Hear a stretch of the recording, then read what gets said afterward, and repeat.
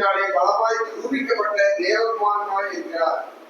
அவர் சகல ஜாதிகளையும் அவர்களுக்குள் இயேசு கிறிஸ்துவினால் அழைக்கப்பட்டவர்களாகிய உங்களையும் தமது நாமத்தின் நிமித்தம் விசுவாசத்திற்கு கீழ்ப்படியப்படும் பொருட்டு எங்களுக்கு கிருபையும் அப்போஸ்தலர் ஊழியத்தையும் அருள செய்திருக்கிறார்.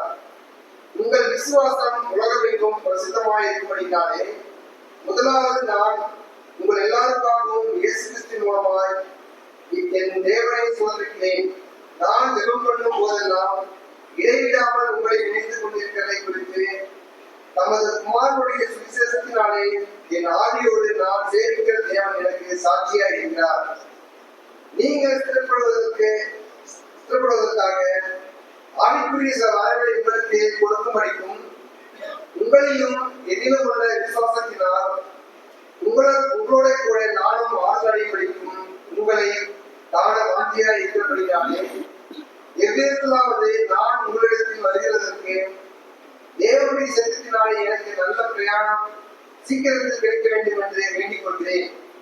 சகோதரரே, பிரஜாதியான மற்றவர்களுக்குள்ளே நான் பலனை அடைந்தது போல உங்களுக்குள்ளும் சில பலனை அடையும்படிக்கு உங்களிடத்தில் வர பலமுறை யோசனையாய் இருந்தேன்.